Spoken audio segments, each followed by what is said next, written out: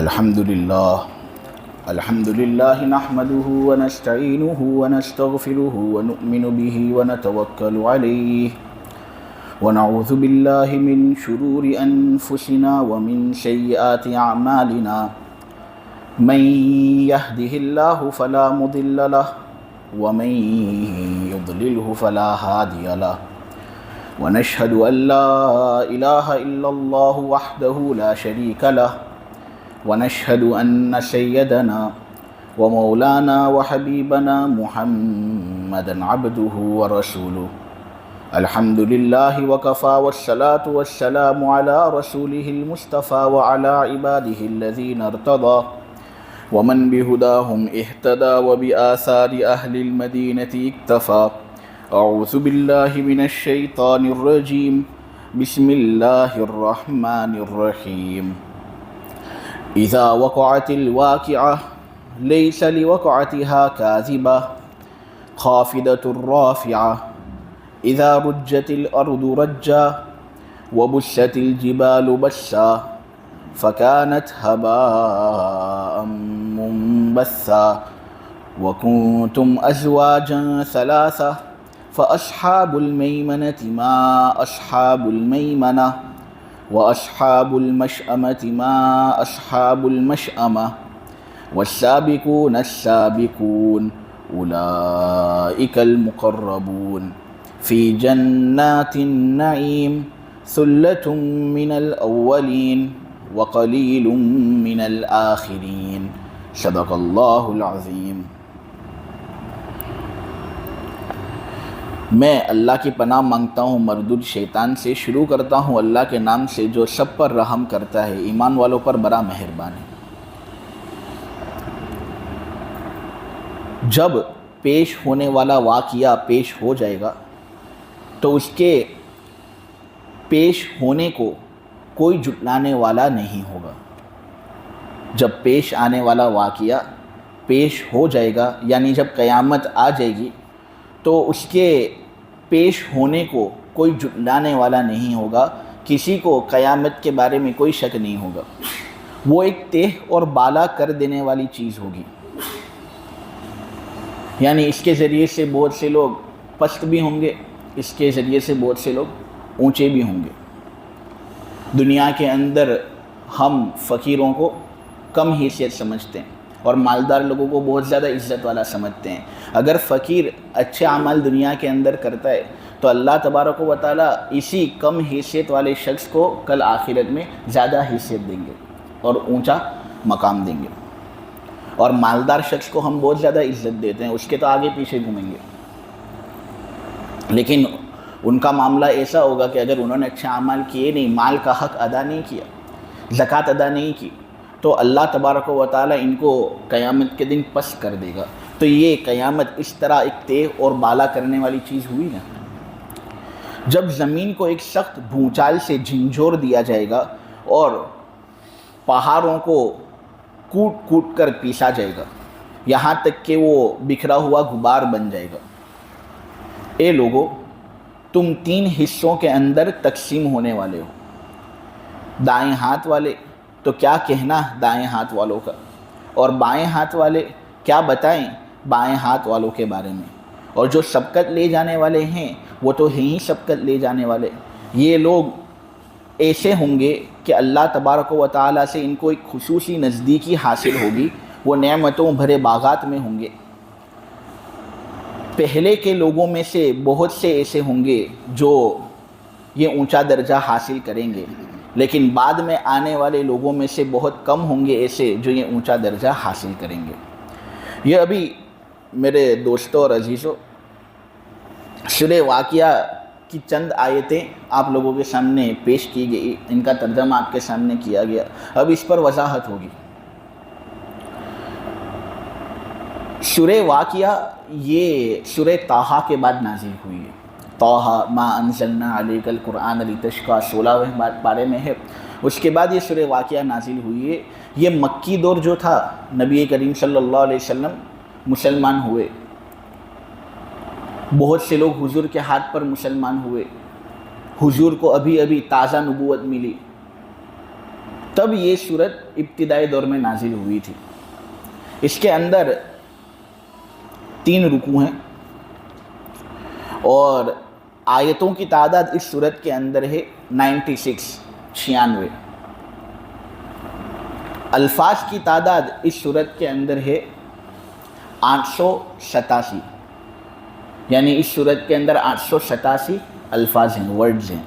और हुरूफ की तादाद इस सूरत के अंदर है 1903, यानी 1903 हुरूफ इस सूरत के अंदर है। ये तो अल्लाह तबारक व तआला का फ़ज़ल है और वो हम पर बहुत ज़्यादा एहसान करता है कि हर हर्फ पर अल्लाह तबारक व तआला हमें 10 अजर देता है।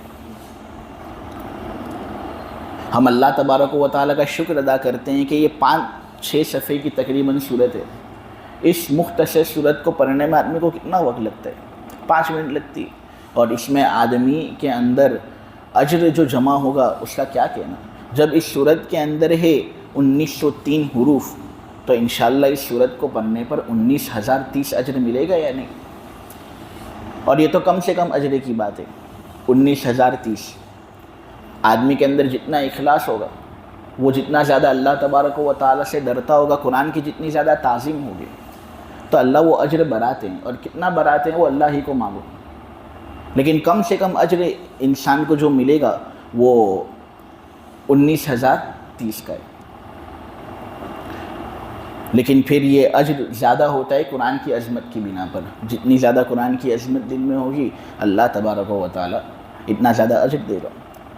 और कुरान की अज़मत करना तो हर एक की ज़िम्मेदारी है ना मेरे अज़ीज़ों।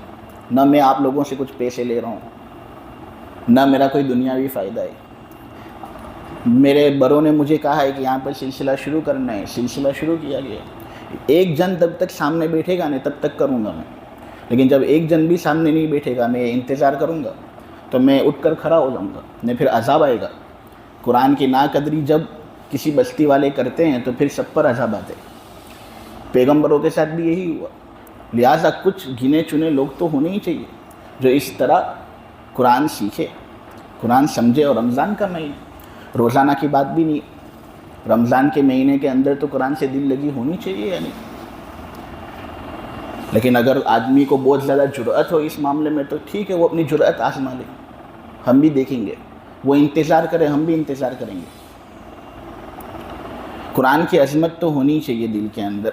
और ये जो एक एक दर्स जो कुरान का दिया जाता है, हाज़िरीन में से तो बहुत कम होते हैं जो इससे फ़ायदा उठाते हैं, लेकिन माशाल्लाह गायबीन में से बहुत फ़ायदा उठाते हैं इससे, और फ़ायदा उठाना भी चाहिए। जितनी ज़्यादा कुरान की अज़मत दिल के अंदर होगी, अल्लाह तबारक व तआला हमारे काम हमारे लिए इतनी ज़्यादा हमवार करेगा, आसान करेगा। सूरह वाक़िया के अंदर जो बुनियादी मौजू है ना, वो ये है कि इसके अंदर आमाल की जज़ा को बयान किया गया है। यानी क़यामत वाक़ होगी और क़यामत के वक़ूअ के वक्त बहुत से नेक लोग होंगे, उनको उनके अमल की जज़ा मिलेगी। बहुत से बुरे लोग होंगे, उनको उनकी बुराई की जज़ा मिलेगी। 3 तरह के लोग क़यामत के दिन होंगे जिनको उनके अमल की जज़ा मिलेगी। नंबर 1, वो लोग जो बहुत ज़्यादा अल्लाह तबारक व तआला से तक़र्रुब हासिल करने वाले लोग हैं। अल्लाह तबारक व तआला की कुर्बत उन्होंने बहुत ज़्यादा हासिल की। अम्बिया, सहाबा, ताबईन, अल्लाह वाले लोग जो बहुत ज़्यादा अल्लाह तबारक व तआला से करीब हैं, अल्लाह तबारक व तआला नेमतों भरे बागात के अंदर उनको रखेगा और इनका दर्जा बहुत ऊंचा होगा। इस सूरत के अंदर ये बात कही गई है कि जो पहले के ज़माने के लोग थे ना, उनमें से बहुत से लोग इस दर्जे पर फाइज होंगे, सबसे ऊंचा दर्जा। और बाद में आने वाले लोग यानी हम लोग, उनमें से बहुत कम ऐसे होंगे जो इस दर्जे पर फाइज होंगे। और ये बात अल्लाह तबारक व तआला ने 1500 साल पहले कही, लेकिन हर्फ बहर्फ सादिक होती है या नहीं। कि पिछले ज़माने के लोग अगर देखा जाए तो एक बड़ी जमईयत है ऐसी जो इस ऊंचे दर्जे पर फाइज थी। लेकिन आज का ज़माना अगर देखा जाए, बहुत थोड़े गिने चुने लोग होते हैं जो अल्लाह से इतना ज़्यादा तकर्रुब करते हैं, रखते हैं। دوسری قسم کے لوگ جو ان سے کچھ کم درجہ رکھیں گے لیکن ان کو بھی اللہ تبارک و تعالی جنت کے اندر مقام عطا کرے گا، اور اللہ تبارک و تعالی ان کو بھی انعام سے نوازیں گے، لیکن وہ انعام اتنا زیادہ اونچا نہیں ہوگا، کچھ کم درجے کا ہوگا، عام ایمان والوں کا انعام۔ جیسے ہم لوگ اللہ تبارک و تعالی اپنے ایمان کی وجہ سے ایسے لوگوں کو بدلہ دے گا اور وافر بدلہ ملے گا، یہ دوسرے قسم کے لوگ۔ اور تیسرے قسم کے لوگ وہ ہوں گے جن کو ان کا نامہ اعمال بائیں ہاتھ میں ملے گا۔ یہ تباہی کی علامت ہوگی کہ اب ایسے لوگوں کو جہنم رسید ہونا ہے۔ ایسے لوگوں کا حال بہت خطرناک طریقے سے اس صورت میں بیان ہوا ہے، ہم اللہ تعالیٰ کی پناہ مانگتے ہیں۔ تو تین طرح کے لوگ اس صورت کے اندر بیان ہونے والے، ایک تو خاص قسم کے لوگ، مقرب لوگ، نمبر دو وہ لوگ جن کو ان کا نامہ اعمال دائیں ہاتھ میں ملے گا، دائیں طرف والے، وہ بھی اچھی حالت میں ہوں گے لیکن ان کی حالت اتنی زیادہ اچھی نہیں ہوگی جتنی زیادہ تقرب والوں کی حالت ہوگی۔ اور تیسرے قسم کے وہ لوگ ہوں گے جن کو ان کا نامہ اعمال بائیں ہاتھ میں دیا جائے گا، وہ تباہی کے دہانے پر گریں گے اور اللہ تبارک و تعالیٰ ان کو تباہ کرے گا۔ اس صورت کے اندر ایک مضمون تو یہ ہے میرے عزیزو، جو دوسرا مضمون اس صورت کے اندر بیان ہوا ہے نا، وہ قرآن کے بارے میں بیان ہوا ہے کہ اللہ تبارک و تعالیٰ کی جو یہ بھیجی ہوئی کتاب ہے اس کے حق ہونے میں کوئی شک نہیں، یہ بالکل حق کتاب ہے، آدمی کو چاہیے کہ وہ اس کو حق سمجھے۔ اور جو تیسرا مضمون اس صورت کے اندر بیان ہوا ہے وہ ہے انسان کا وجود اور اس پر کی گئی نعمتیں۔ اللہ تبارک و تعالیٰ نے ہم کو ایک منی کے نطفے سے پیدا کیا، ہم سب اللہ تبارک و تعالیٰ کی نظر کے اندر برابر ہیں، کسی کالے کو کسی گھورے پر فضیلت نہیں، کسی گھوڑے کو کسی کالے پر فضیلت نہیں۔ ہاں، اس آدمی کو دوسرے پر فضیلت ہے جس کے دل کے اندر تقوی ہو۔ آدمی کو چاہیے کہ اللہ کا شکر ادا کرے، اللہ کو ایک مانے، محمد صلی اللہ علیہ وسلم کو رسول مانے۔ یہ سب چیزیں بنیادی چیزیں ہیں جو اس صورت کے اندر بیان ہوئی ہے۔ تو یہ میں نے آپ لوگوں کے سامنے اس صورت کا خلاصہ بیان کر دیا۔ اس صورت کے جو مضامین ہیں، ان مضمون میں سے ایک مضمون یہ ہے کہ قرآن اللہ تبارک و تعالیٰ کی بھیجی ہوئی کتاب ہے اور اس کے حق ہونے میں کوئی شک نہیں۔ وجہ اس کی یہ ہے کہ ایک تو اس کے اندر جو فصاحت اور بلاغت موجود ہے، جس طرح کی عربی اس کے اندر استعمال ہوئی ہے، ایک عربی لکھا پڑھا شخص بھی اس جیسا کلام بیان نہیں کر سکتا۔ مشرکین نبی کریم صلی اللہ علیہ وسلم کے خلاف ہو گئے اور انہوں نے تلوار اٹھانا برداشت کیا لیکن قلم اٹھانا برداشت نہیں کیا، کیونکہ وہ سمجھتے تھے کہ قلم سے ہم اس طرح کا کلام بنا ہی نہیں سکتے، تو مارنے دھارنے کے لیے تیار ہو گئے لیکن اس جیسا کلام بنا نہ سکے۔ یہ دلیل ہے کہ یہ قرآن حق ہے۔ نیز قرآن کے اندر آپ بہت سی ایسی چیزیں دیکھو گے جو ہمیں یہ بات بتاتی ہے کہ یہ اللہ تبارک و تعالیٰ کی سچی پکی کتاب ہے۔ قرآن کے اندر ایک سورت ہے، سورہ فتح، انا فتحنا لک فتحا مبینا، جو انشاءاللہ آج جو تراویح ہونے والی ہے نا اس میں حفاظ پڑھیں گے۔ یہ سورہ فتح، انا فتحنا لک فتحا مبینا، اس کے اندر یہ بات اللہ تبارک و تعالیٰ نے بتائی ہے کہ ہم نے اے محمد تم کو ایک کھلی ہوئی فتح دی۔ اب جس وقت یہ صورت نازل ہوئی تھی نے، کہا جاتا ہے کہ صلح حدیبیہ واقع ہوئی تھی سن ہجری 6 میں، اور صلح حدیبیہ کے بارے میں آپ لوگوں کو پہلے بتا چکا ہوں کہ بہت دب کر مسلمانوں نے صلح کی تھی۔ حضرت عمر غصے میں بھی آ گئے تھے اور نبی کریم صلی اللہ علیہ وسلم سے ذرا اونچی آواز میں بات بھی کر لی تھی، جس کے بارے میں حضرت عمر یہ کہتے ہیں کہ وہ اونچی آواز میں جو میں نے حضور کے ساتھ ذرا بات کر لی تھی نا اس وقت جوش ہی جوش میں، اس کے لیے میں نے کئی اعمال کیے، یہ امید رکھتے ہوئے کہ اللہ میرے اس عمل کو اس گناہ کے لیے کفارہ بنا دے جس میں نے حضور کے ساتھ ذرا اونچی آواز میں بات کی تھی۔ یہ صلح حدیبیہ، مسلمانوں نے بڑی دب کر صلح کی تھی، لیکن اسی صلح کو اللہ تبارک و تعالیٰ قرآن کے اندر کہہ رہے ہیں کہ یہ کھلی ہوئی فتح ہے۔ انا فتحنا لک فتحا مبینا، یقین جانو ہم نے تمہارے لیے ایک کھلی ہوئی فتح عنایت فرمائی۔ اب کوئی بھی آدمی ایسا ہوگا کبھی بھی اس دبی ہوئی صلح کو کھلی ہوئی فتح کہہ ہی نہیں سکتا، لیکن اللہ نے کہا تھا تو یہ پیشین گوئی اللہ کی جانب سے جو ہوئی تھی حرف بحرف صادق ہوئی۔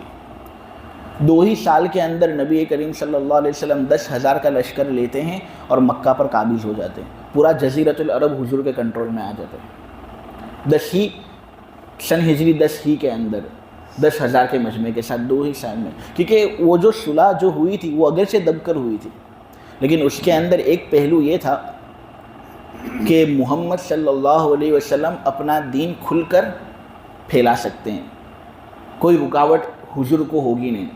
تو جب رکاوٹ ہوئی نہیں، حضور نے کھل کر دین پھیلایا تو بہت سے لوگ دین میں آئے. اتنے سب لوگ دین کے اندر داخل ہوئے کہ حضور 2 ہی سال کے اندر مکہ پر قابض ہو گئے. جزیرۃ العرب حضور کی مٹھی میں آ گئے.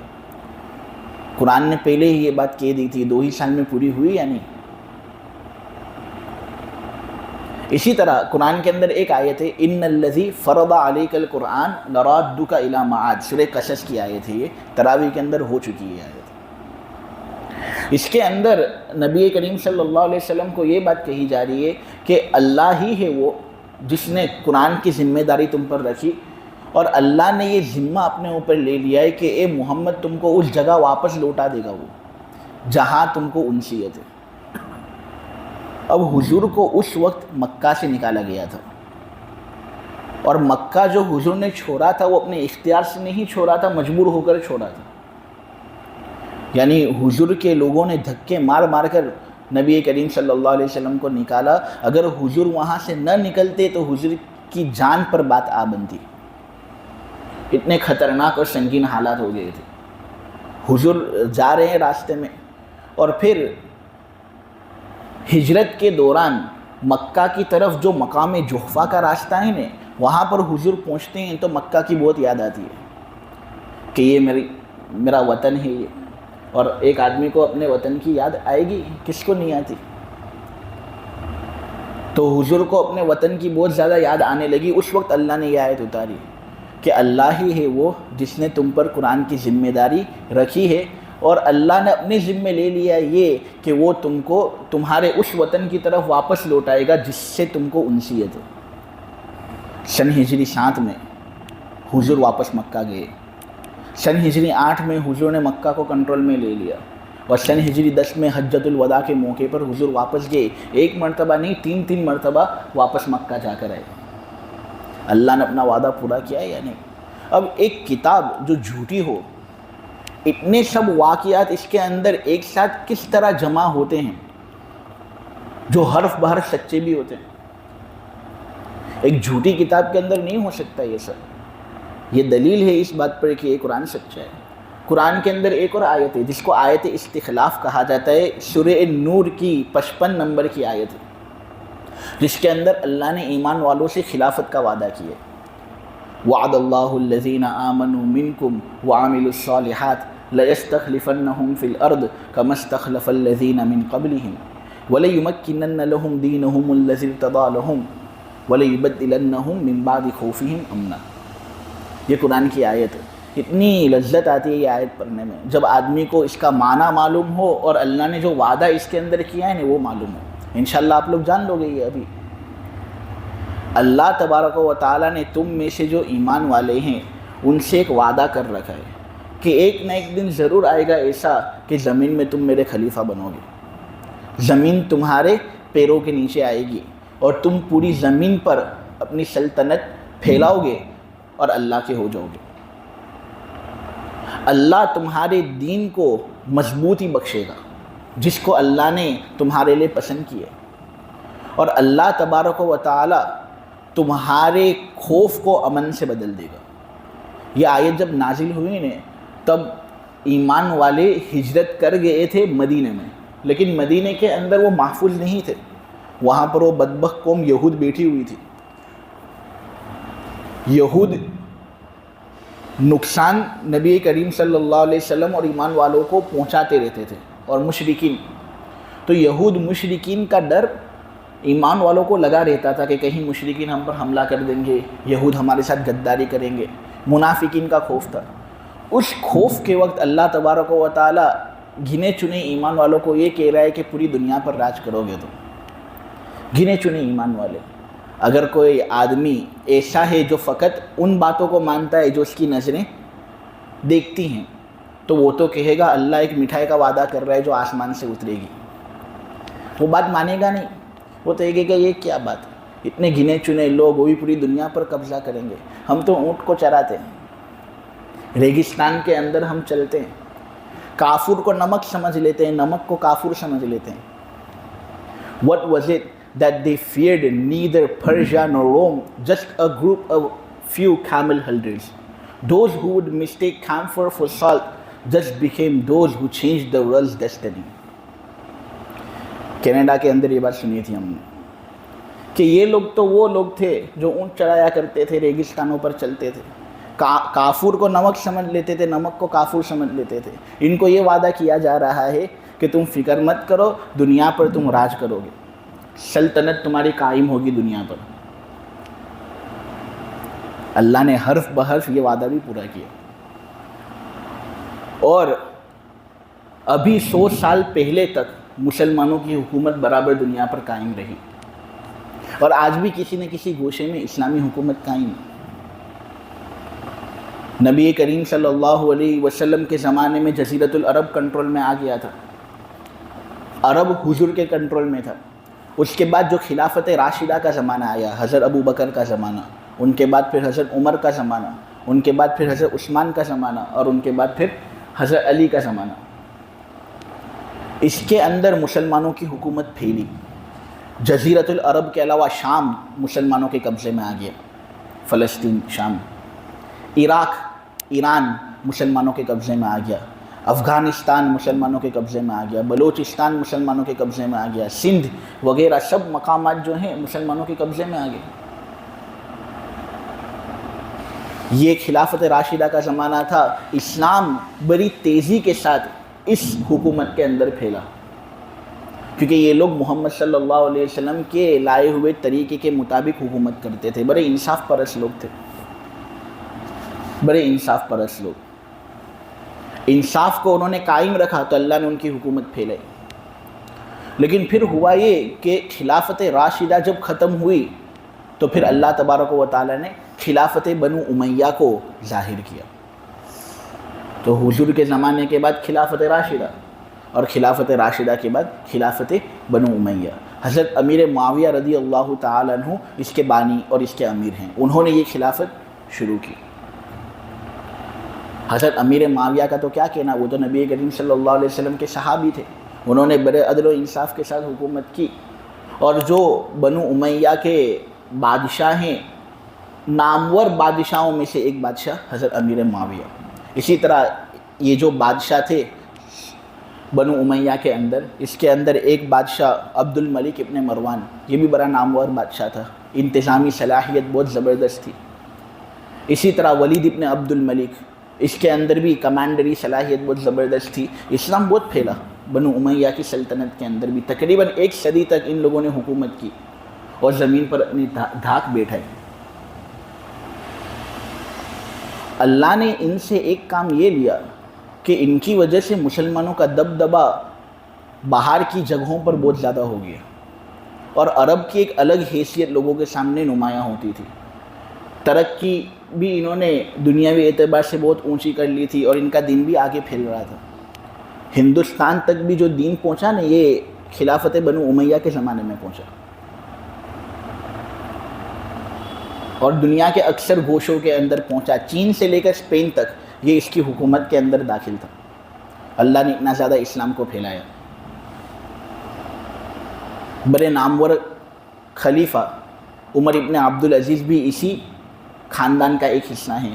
یہ اتنے نیک تھے، اور اللہ تبارک و تعالیٰ نے ان کو اتنا اونچا درجہ دیا تھا کہ ان کے بارے میں کہا جاتا ہے کہ یہ 5ویں خلیفہ راشد ہیں۔ یعنی خلیفہ راشد تو 4 ہی ہیں نا، حضرت ابو بکر، عثمان، عمر اور حضرت علی، لیکن حضرت عمر ابن عبدالعزیز اتنے زیادہ نیک سیرت تھے، اور اتنے زیادہ تقویٰ انہوں نے اپنی زندگی کے اندر بٹھا لیا تھا، اور اتنے زیادہ انصاف پرست تھے کہ لوگ کہتے تھے کہ یہ 5ویں خلیفہ راشد، یہ بھی اسی خاندان کے ایک حصے دار تھے۔ حدیث کو پھیلانے کے اندر ان کی بڑی خدمت ہے، اور دین بہت زیادہ انہوں نے پھیلایا۔ ان کے زمانے کے اندر عدل و انصاف بھی بہت اونچا تھا۔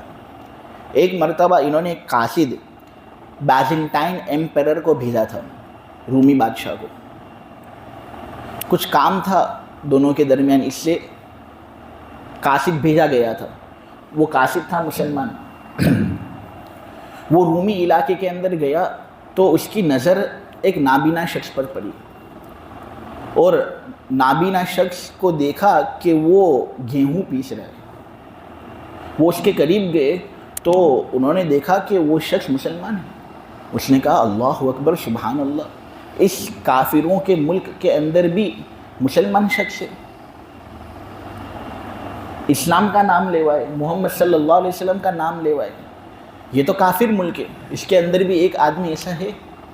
وہ گئے اس کے پاس اور انہوں نے کہا السلام علیکم، لیکن وہ آدمی اپنی مشغولی کے اندر تھا تو اس نے سلام کا جواب دیا نہیں. 3-4 مرتبہ سلام کیا تو پھر اس کی توجہ حاصل ہوئی. تو اس قاصد نے اس نابینا شخص سے پوچھا بھائی تم مسلمان ہو، یہاں پر کیا کر رہے ہو؟ تو اس نے کہا میں یہاں پر قیدی ہوں. ہوا یہ کہ میں نے اسلام قبول کر لیا تو مجھے ان لوگوں نے پکڑ لیا. انہوں نے بہت کہا مجھے کہ تو اسلام چھوڑ دے، واپس عیسائی مذہب اختیار کر لے، لیکن میں نے بات مانی نہیں. آخرکار جو رومی بادشاہ ہے اس نے مجھے دھمکی دی کہ اگر تو اسلام کو چھوڑے گا نہیں اور عیسائی مذہب قبول نہیں کرے گا تو یہ جو تیری دونوں آنکھیں ہیں اس کو میں باہر نکال دوں گا.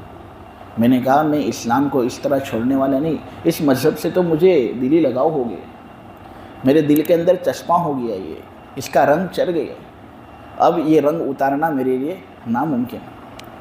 تو آنکھیں لینی ہو تو لے لو، آنکھیں تمہارے لیے تحفہ تمہیں، لیکن میں اپنا دل بدل نہیں سکتا، اپنا ایمان بدل نہیں سکتا.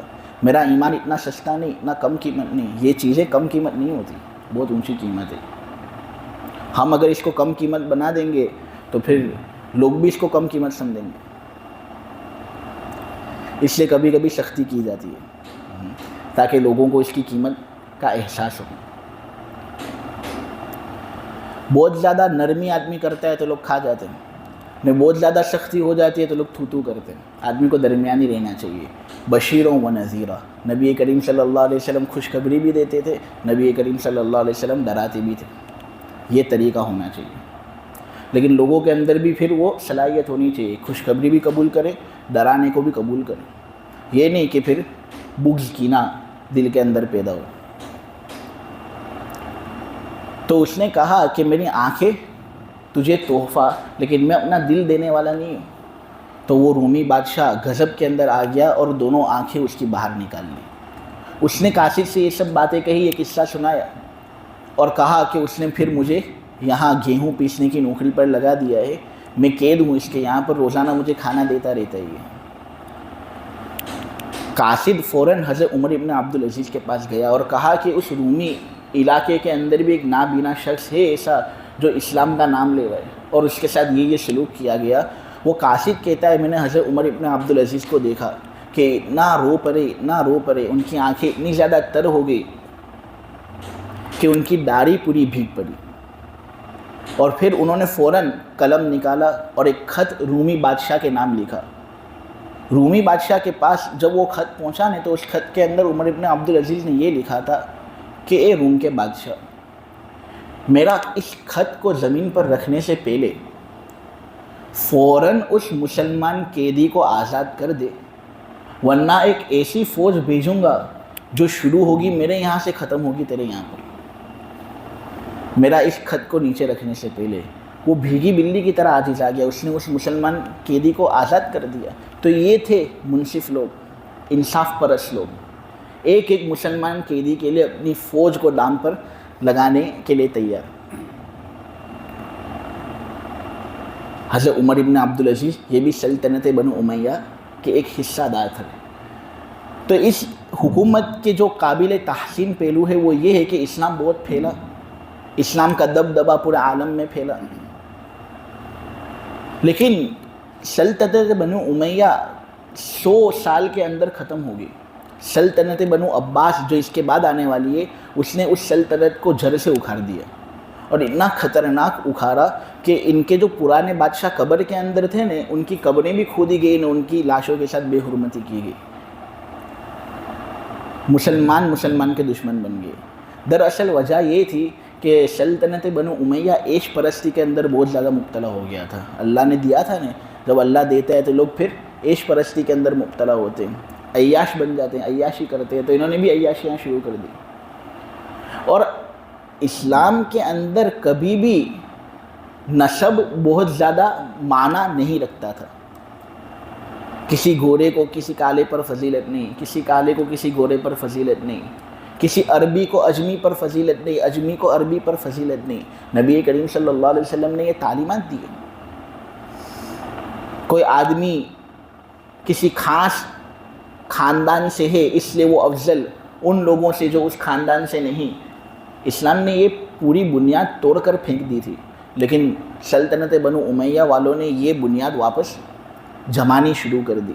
انہوں نے بادشاہی سلسلہ اپنی نسل کے اندر جاری رکھا.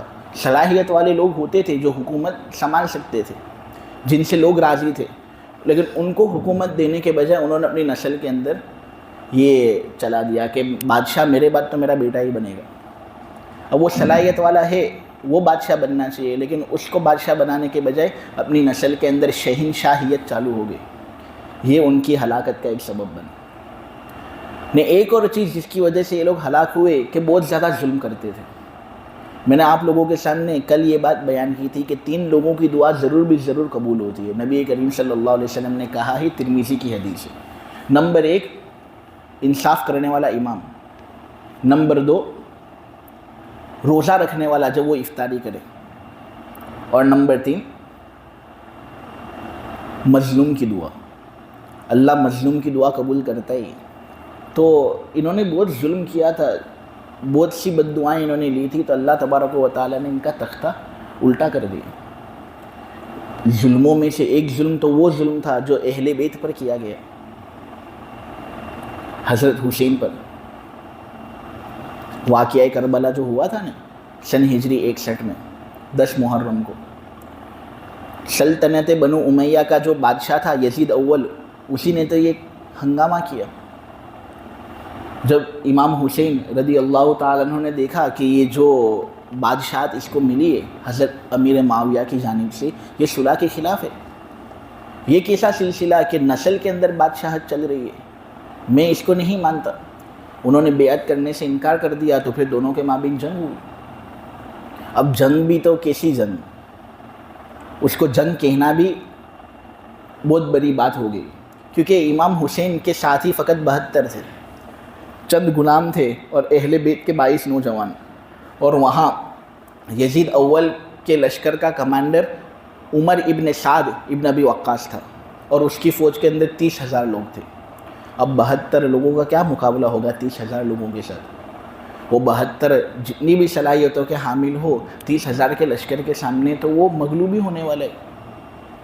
مغلوب ہوئے, اور اتنے خطرناک مغلوب ہوئے کہ عمر ابن سعد نے نبی کریم صلی اللہ علیہ وسلم کے خاندان کو پورا ختم تو کیا, اور پھر دفنانے کی بھی توفیق اللہ نے ان کو نہیں دی.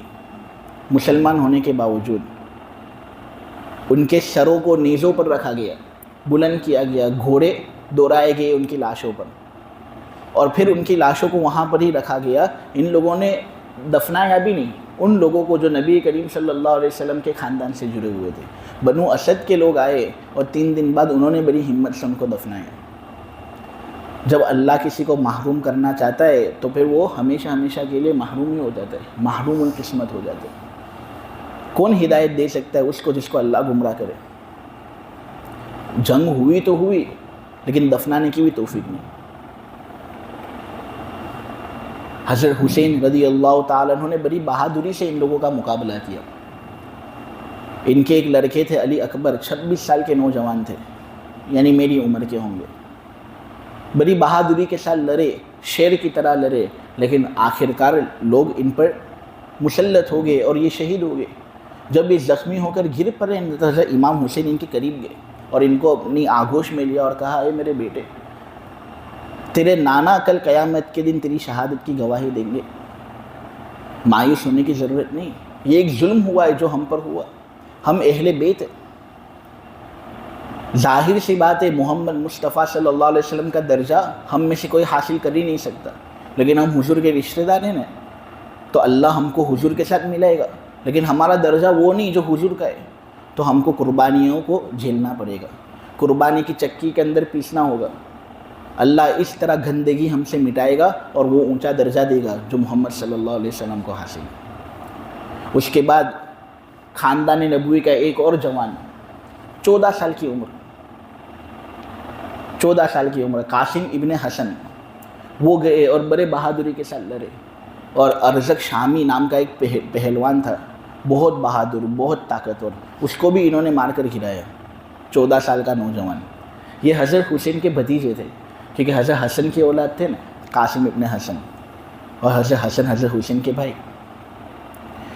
انہوں نے ارزق شامی پہلوان کو جب قتل کیا نا، تو بہت سے دشمنوں نے ان کو اپنی آنکھوں میں لے لیا، گدھ کی طرح ان پر حملہ کر گئے، اور اس 14 سال کے نوجوان کو بھی انہوں نے چھوڑا نہیں۔ جب بہت زیادہ لوگ ٹوٹ پڑے اور مارنے لگے نا، تو ایک بچہ ہے جو اپنے بڑوں کو پکارتا ہے، تو انہوں نے درد کے اندر پکارا، اے میرے چچا۔ حضرت امام حسین دوڑ کر جاتے اور اس بچے کو اپنے ہاتھ میں لیتے ہیں اور کہتے ہیں، اے میرے بھتیجے، اے میرے بھائی کے بیٹے، آج تیرا چچا اتنا زیادہ مجبور ہو گیا ہے کہ میں کیا بتاؤں، تیری پکار کا جواب بھی برابر نہیں دے سکتا۔ کیوں؟ کیونکہ آج اس کے دشمن بہت زیادہ ہیں اور اس کے دوست بہت کم ہیں، لیکن اے میرے بھتیجے، میرے بھائی کے بیٹے، تو سن لے ذرا کہ آج کے بعد انشاءاللہ تجھے کسی کو پکارنے کی ضرورت محسوس نہیں ہوگی۔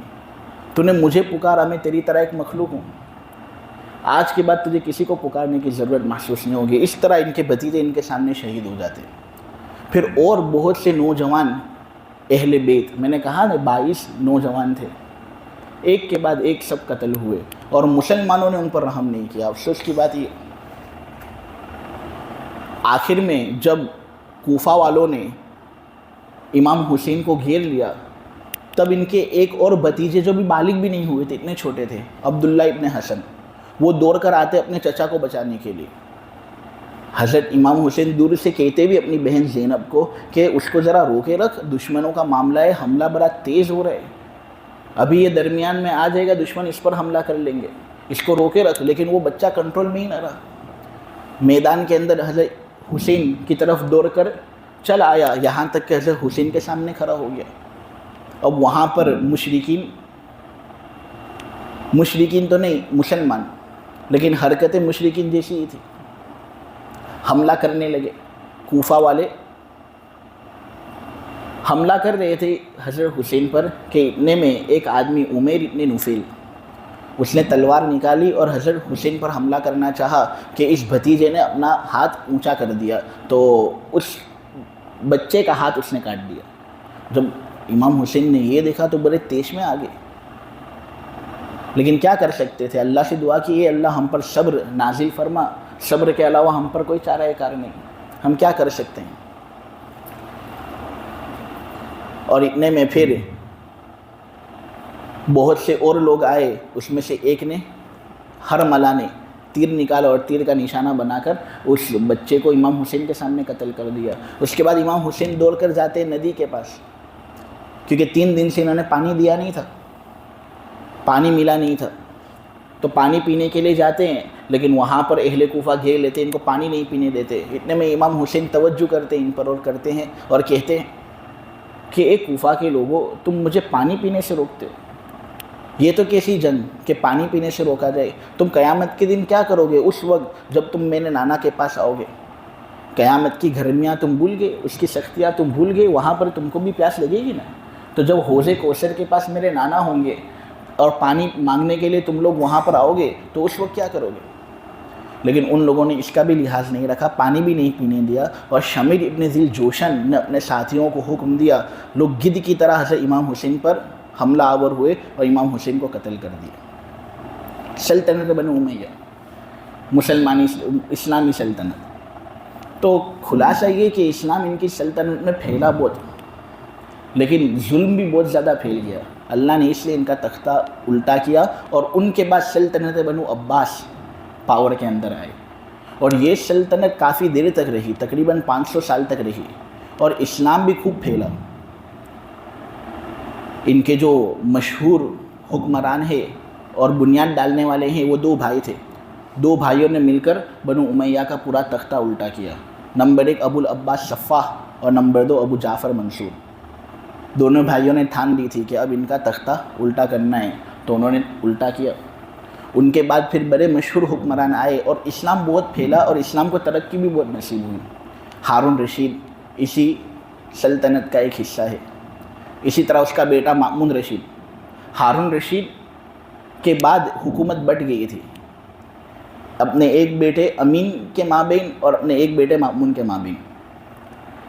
مأمون جو تھا وہ لونڈی کا بیٹا تھا لیکن ادب اس کے اندر بہت اونچا تھا, اور امین جو تھا وہ ہارون رشید کی جو پہلی بیوی تھی زبیدہ اس کا لڑکا تھا. اب ویسے تو لڑکی کے پاس ہی حکومت جانی چاہیے نا, امین کے پاس, لیکن مأمون کی صلاحیت امین سے بھی زیادہ تھی, اس لیے حکومت کے اندر وہ زیادہ نامور ہوئے اور انہوں نے ہارون رشید کے بعد بہت بہتر حکومت کی. کہا جاتا ہے کہ بنو عباس کا سب سے بہتر اگر حکمران ہو تو وہ ہارون رشید اور مأمون رشید. ایک مرتبہ ہارون رشید مسواک کر رہے تھے, وضو کر رہے تھے, مسواک کر رہے تھے کہ اتنے میں ملکہ زبیدہ ہارون رشید کے پاس آتی ہے اور کہتی ہے کہ تم میرے بیٹے مأمون کو اتنی ترجیح نہیں دیتے, تم میرے بیٹے امین کو اتنی زیادہ ترجیح نہیں دیتے جتنا تم ترجیح ایک بھاندی کی لڑکے کو دیتے ہو, یعنی مأمون کو. کیوں ایسا کہ مأمون کو زیادہ ترجیح مل رہی ہے حالانکہ وہ تو بھاندی کا لڑکا ہے, اور میرے بیٹے امین کو کم ترجیح مل رہی ہے حالانکہ وہ خود تمہارا بیٹا ہے, میرا بیٹا ہے, آزاد عورت کا بیٹا ہے. ہارون رشید نے یہ بات کہی کہ میں تم کو بتاتا ہوں, اور وہ مسواک کر رہے کہ دونوں بچے آئے مدرسے سے فارغ ہو کر, مأمون بھی آئے, امین بھی آئے. حضرت ہارون رشید مسواک کر رہے تھے اور انہوں نے اپنا مسواک دونوں بیٹوں کو بتایا کہ دیکھو یہ میرے ہاتھ میں کیا ہے, تو دونوں نے کہا مسواک. مسواک کا مطلب ہوتا ہے رگڑنے کا آلہ. اس کی جو بہو وچن آتی ہے نا وہ ہے مساویک. مسواک یہ واحد ہے, اس کی بہو وچن مساویک, بہت سے مسواک, پلورل. تو ہارون رشید نے ملکہ زبیدہ کے سامنے امتحان لیا اور کہا میرے ہاتھ میں کیا ہے. دونوں بچوں نے کہا کہ مسواک. پھر کہا اس کا بہو وچن کیا ہے, تو اب امین نے کہہ دیا مساویک اور مأمون نے کہا محاسنک. اب مسواک کی بہو وچن تھی مساویک, تو کس نے صحیح جواب دیا؟ امین نے. مأمون کو پھر ہارون رشید نے بلایا اور کہا اتنی سمپل سی بات تھی, عربی جو بولتا ہو اس کو تو یہ آئے گا ہی کہ مسواک کی جمع مساویک, یہ محاسنک کہاں سے لے کر آئے؟ اتنے میں ملکہ زبیدہ کی طرف بھی ہارون رشید دیکھ رہے تھے. تو مأمون نے کہا کہ مسواک کی جمع ہے مساویک, صحیح ہے, لیکن اس کا ایک اور معنی نکلتا ہے, اور اس کا ایک معنی نکلتا ہے تیرا برا ہو. میں نے سوچا کہ میں تم کو صحیح جواب دے دوں, لیکن اس کے اندر جو دوسرا معنی نکلتا ہے نا اس کا لحاظ بھی مجھے تھا, اور دوسرا معنی اگر میں کہتا تو اے میرا ابا یہ معنی ہوتا کہ تیرا برا ہو, اس لیے میں نے غلط جواب دینا پسند کیا تاکہ یہ معنی تم تک نہ پہنچے, اور میں نے کہا محاسنک تیرا اچھا ہو. یعنی امین نے صحیح جواب تو دیا لیکن اس کے اندر اس نے ادب کا خیال نہیں کیا, اور مأمون نے غلط جواب دیا لیکن ادب کا خیال رکھا. ہارون رشید نے ملکہ زبیدہ کی طرف دیکھ کر کہا دیکھو اس لیے میں مأمون کو ترجیح دیتا ہوں, اور مأمون نے پھر بہت اچھی حکومت کی. لیکن اس حکومت کی تباہی جب منگولوں کے ہاتھوں ہوئی, گنگس خان, ہلاکو خان نے اس حکومت کو تباہ کیا, اور اتنا خطرناک طریقے سے تباہ کیا کہ اس پر تو مستقل ایک بیان دیا جا سکتا ہے, اور شاید آپ لوگوں نے سنا بھی ہو کہ گھوڑے روندائے گئے تھے اور مسلمانوں کا نام و نشان مٹا دیا تھا ان لوگوں نے. اس کی بنیادی وجہ بھی علماء نے یہ لکھی ہے کہ یہ بھی اگرچہ بنو امیہ سے اچھے تھے لیکن عیش پرستی میں بہت مبتلا تھے, اور ان کے اندر بھی جو خلافت کا سلسلہ تھا وہ نسل کے اندر چلتا تھا کہ میرا بیٹا خلیفہ بنے گا, میرا بیٹا خلیفہ بنے گا. تو اس طرح نسب کو ترجیح دینے کے اندر ان لوگوں نے اپنا ہلاکی کا سامان مہیا کر دیا. اس کے بعد پھر عباسی سلطنت اگرچہ کمزور تھی لیکن کچھ نہ کچھ شکلوں کے اندر باقی رہی, اور پھر آخر میں سلطنت عثمانیہ نے زور پکڑا, اور یہ وہ آخری خلافت تھی جو مسلمانوں کی اس دنیا کے اندر تھی. عثمان اول جو ارطغرل غازی کا بیٹا تھا اس کے ذریعے سے یہ سلطنت قائم ہوئی, اور اس کے اندر مسلمانوں نے بہت اچھی حکومت کی. اب یہ سوال پیدا ہوتا ہے کہ खिलाफत तो कुरैश के अंदर ही होनी चाहिए, लेकिन इन लोगों ने सल्तनत बनु अब्बासिया का खात्मा किया और खिलाफत अपने लिए ले ली। तो ये जो शरई गैर शरई मसला है वो अलग है, लेकिन इस्लामी एतबार से इन्होंने हुकूमत की, इस्लाम फैलाया। ये जो सल्तनत ख़त्म हुई अमेरिका के ज़रिए से, ब्रिटेन पावर के ज़रिए से, तो इसकी वजह लोगों ने ये बयान की है कि इन्होंने ज़माने के साथ आंखें नहीं मिलाई। लोग टेक्नोलॉजी के अंदर घुस रहे थे और बंदूक के ज़रिए से, बम के ज़रिए से जिहाद करना शुरू कर दिया था, और ये लोग अभी भी तलवार वगैरह के अंदर थे। तो इसलिए अल्लाह ने इनको मगलूब कर दिया। और फिर इस हुकूमत पर काफ़ी कर्जा आ गया। जो इस सल्तनत का आखिरी बादशाह है ना, अब्दुल हमीद सानी, बहुत अच्छा था वो, लेकिन उसके जो हुकूमत थी ना उसके अंदर बहुत ज़्यादा कर्जा आ गया था। इस कर्जे की वजह से ये लोग आधे तबाह हो गए थे। लेकिन फिर भी इस्लामी घेरत इतनी ज़्यादा रोशन थी, चमक इतनी ज़्यादा ऊंची थी। सेहूनियत का जो बानी था ना, थियोडर हर्जल, उसने एक ख़त अब्दुल हमीद सानी की तरफ भेजा था और कहा था कि मुझे मालूम है ये बात कि फ़लस्तीन की सरज़मीन तुम्हारे कब्ज़े में है, और मुझे ये भी मालूम है कि तुम पर बहुत ज़्यादा कर्जा है। मैं तुमको 150 मिलियन पाउंड ऑफ़र करता हूँ, फ़लस्तीन की सरज़मीन हम यहूद को दे दो। अब्दुल हमीद सानी को उसने ये ख़त लिखा था। अब्दुल हमीद सानी ने फ़ौरन उस ख़त का जवाब दिया और कहा कि फ़लस्तीन की ज़मीन की जहाँ तक बात है, तो मैं जनाब थियोडर हर्जल को ये बात कहना चाहता हूँ कि ये मेरी मिल्कियत नहीं है, ये तो मुसलमानों की मिल्कियत है। ये वो सरज़मीन थी जिसके लिए मेरे आबा और अजदाद उस्मानियों ने बहुत मेहनत से हासिल किया। उन्होंने इसके लिए बहुत जंगी की, काफ़ी खून बहाया, और उनका खून इस ज़मीन के अंदर सींचा हुआ है। मैं इसी तरह इस ज़मीन को तुम्हारे हवाले नहीं कर सकता, इसका एक बारिश भी तुम्हारे हवाले नहीं कर सकता।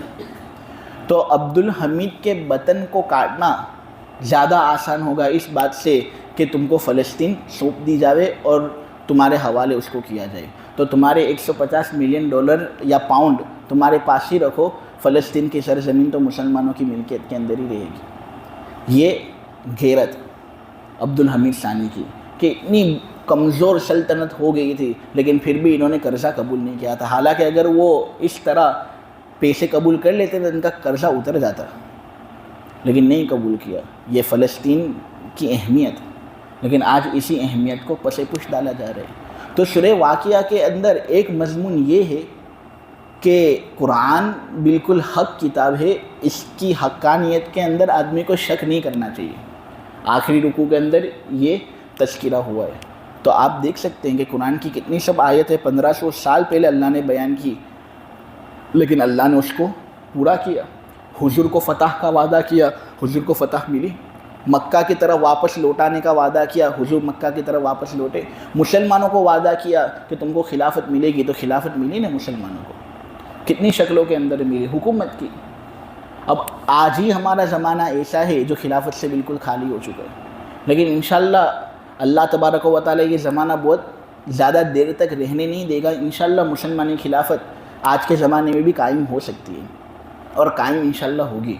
अल्लाह तबारक व तआला कहने को कबूल फ़रमाए, सुनने को कबूल फ़रमाए, सबसे ज़्यादा अमल की तौफ़ीक़ अता फ़रमाए। सुब्हानक अल्लाहुम्मा बिहम्दिका व तबारक अस्मुका व तआला जद्दुका व ला इलाहा गैरुक या रब्बी सल्ली व सल्लिम दाइमन अबदा अला हबीबिका खैरिल खल्क़ि कुल्लिहिम। ए अल्लाह, हमारे गुनाहों को माफ़ फरमा, मौला हमारी ख़ताओं से दरगुज़र फरमा। मौला रमज़ान का महीना चल रहा है, ये महीना दुआ का महीना है। ए अल्लाह हमारी दुआओं को कबूल फरमा। ये जो तफसीर की मजलिस हुई, इस तफसीर की मजलिस को कबूल फरमा। जो लोग यहाँ पर मौला बैठे हुए हैं, ए अल्लाह इनके इस बैठने को कबूल फरमा। मौला करीम इनके दिल को कुरानी अनवारात से मुनव्वर कर दे, इनके दिल को रोशन कर दे। ए अल्लाह, ए अल्लाह, ए अल्लाह, कुरान पर गौर करने वाला और कुरान पर अमल करने वाला हम सबको बना दे। कुरान की अज़मत करने वाला ए अल्लाह और कुरान का हक़दार हमको बना दे। मौला, जो हम रात को खड़े रहते हैं, जो हम दिन को रोज़ा रखते हैं, इसको कबूल करना। मौला, दुनिया आखिरत दोनों जगहों में इज़्ज़त से सरफराज करना, ज़लील होने से हमारी पूरी पूरी हिफाजत फरमाना। ए अल्लाह, ताकत से नवाजना, क़ुव्वत से नवाजना, बीमारी कमज़ोरी ज़ौक़ से पूरी पूरी हिफाजत फरमाना। اے اللہ خیر سے نوازنا، شر سے پوری پوری حفاظت فرمانا، مالداری سے نوازنا، مفلسی غربت فقیری سے پوری پوری حفاظت فرمانا، اے اللہ سکھ سے نوازنا، دکھ سے پوری پوری حفاظت فرمانا۔ مولا ہم تجھ سے جنت کا سوال کرتے ہیں، جہنم سے تیری پناہ مانگتے ہیں۔ اے اللہ جہنم کے عذاب سے ہماری پوری پوری حفاظت فرما۔ قیامت کے واقع ہونے میں کوئی شک نہیں، سورہ واقعہ کے اندر یہی مضمون بیان ہوا ہے۔ اے اللہ قیامت کے عذاب سے اور قیامت کی ہولناکیوں سے ہماری پوری پوری حفاظت فرما۔ اے اللہ اس دن نبی کریم صلی اللہ علیہ وسلم کے ہاتھوں حوض کوثر کا جام نصیب فرمانا، ہمیں ان لوگوں کی طرح نہ بنانا جن سے نبی کریم صلی اللہ علیہ وسلم کو دشمنی ہو۔ مولا ہمارا چہرہ حضور کے چہرے کی طرح بنا دے، ہمارا لباس حضور کے لباس کی طرح بنا دے، حضور کے اخلاق اور حضور کے جو اچھی عادتیں ہیں اے اللہ وہ سب ہم سب کو نصیب فرما۔ نبی کریم صلی اللہ علیہ وسلم اور تیرے نیک اور دانا بندوں نے جتنی خیر اور بھلائیوں کا تجھ سے سوال کیا وہ مجھے اور پوری امت کو عطا فرما۔ جن شرور اور برائیوں سے پناہ مانگی ہے اے اللہ ان سے ہماری پوری پوری حفاظت فرما۔ وصلی اللہ تعالی علی خیر خلقہ محمد وعلی آلہ وصحبہ اجمعین برحمتک یا ارحم۔